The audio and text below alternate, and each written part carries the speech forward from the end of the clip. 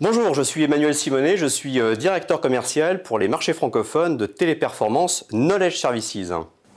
Alors, Téléperformance Knowledge Services, du coup, est une filiale du groupe Téléperformance qui est en charge de toute la partie Data Analytics et conseil en expérience client.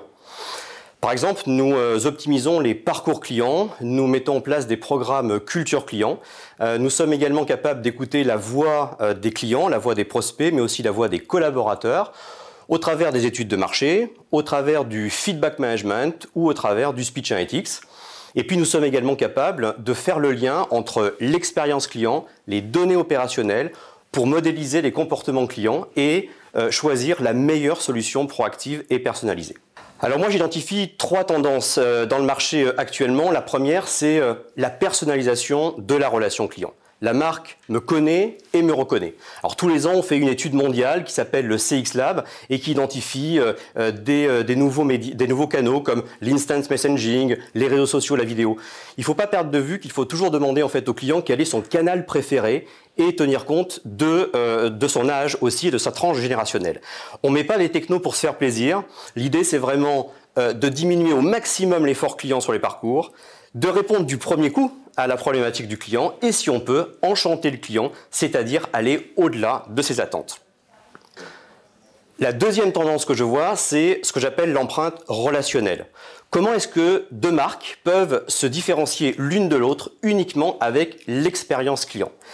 Un client, quand il rencontre une marque, il doit se souvenir du style relationnel unique de cette marque. Il s'est senti accueilli, serein, entre de bonnes mains. C'est là qu'interviennent nos programmes culture client. On va analyser la voix du client et quels sont les différents types de clients, quels sont les différents segments et les attentes. Ensuite, on va mettre les collaborateurs dans des ateliers pour leur faire vivre une expérience. Penser en rupture pour agir en rupture.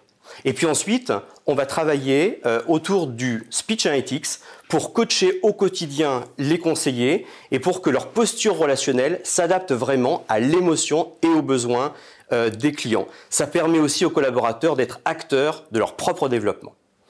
Et enfin, puisque vous m'avez demandé une autre tendance, la troisième tendance que je vois pour moi, c'est la proactivité. Comment est-ce que les marques peuvent aller au-devant des besoins des clients? Alors ça passe vraiment par la connaissance client à 360. Connaître ses clients, savoir quelles sont leurs attentes, monter par exemple des communautés d'ambassadeurs avec des collaborateurs et des clients.